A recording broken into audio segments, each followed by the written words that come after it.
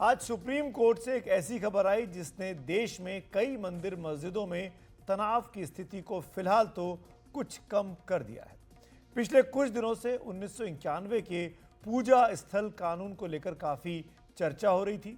चर्चा इसलिए हो रही थी कि निचली अदालतों से कई मस्जिदों के सर्वे का आदेश देने से कई जगहों पर तनाव का माहौल बना हुआ था। आज सुप्रीम कोर्ट ने इस पर निर्देश दिया है कि फिलहाल कहीं कोई सर्वे नहीं होगा। साथ ही पूजा स्थलों की स्थिति क्या है, इसको लेकर कोई फैसला देने से पहले सुप्रीम कोर्ट ने केंद्र सरकार से 4 हफ्ते में अपना हलफनामा दाखिल करने को कहा है। देखिए हमारे सहयोगी आशीष भार्गव की सुप्रीम कोर्ट से ये खास रिपोर्ट।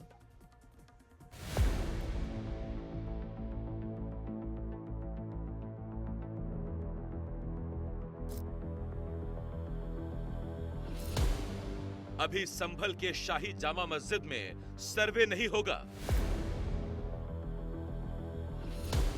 अभी अजमेर दरगाह पर कोई हंगामा नहीं होगा। अभी ज्ञान व्यापी को लेकर भी कोई सर्वे नहीं होगा।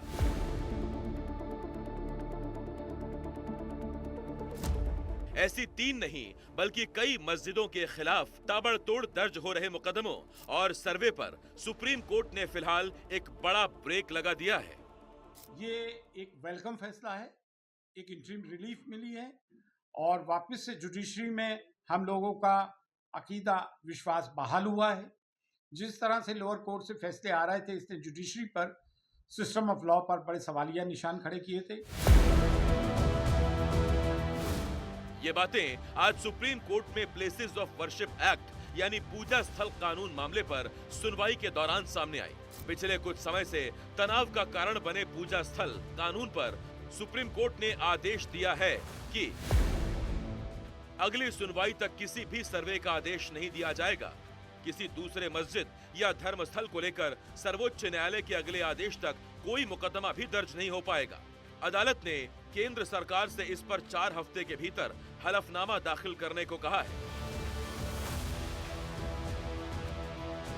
अदालत के इस फैसले से साफ है कि संभल की जामा मस्जिद, जौनपुर की अटाला मस्जिद और बदायूं की शमसी जामा मस्जिद केस पर इसका बड़ा असर पड़ने वाला है।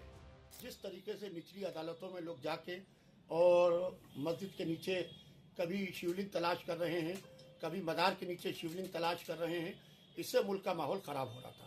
आज जो सुप्रीम कोर्ट ने फैसला दिया है, बेहतरीन फैसला है। मैं इस फैसले का वेलकम करता हूँ।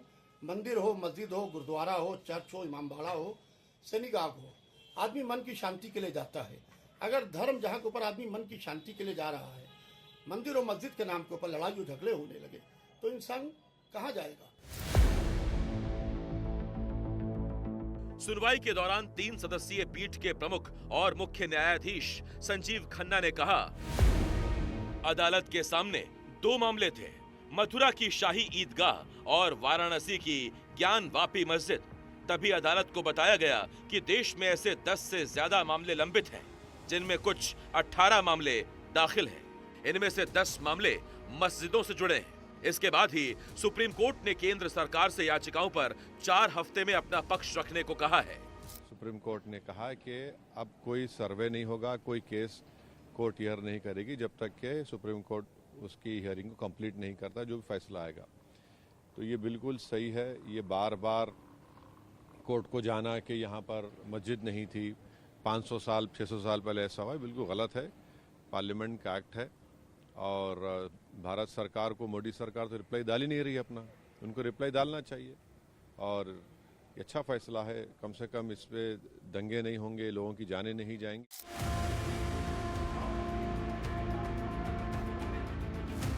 उन्नीस 1990 के दशक की शुरुआत होते ही अयोध्या में राम जन्मभूमि बाबरी मस्जिद का विवाद इस कदर तेज होता गया कि 1991 में पूजा स्थल कानून बना।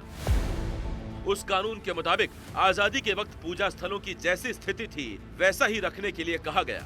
ये कानून किसी भी धार्मिक स्थल को दूसरे धर्म स्थल में बदलने पर रोक लगाता है। ये कानून सभी धर्मों के धार्मिक स्थलों पर लागू होता है। बस ये कानून राम जन्मभूमि बाबरी मस्जिद विवाद पर लागू नहीं था। जौनपुर की अटाला मस्जिद से लेकर बदायूं तक मस्जिदों के ऐसे तमाम विवादित मामले हैं जिन पर फिलहाल शांति की गुंजाइश बन गई है। दिल्ली में आशीष भार्गव की रिपोर्ट, एनडीटीवी इंडिया के लिए।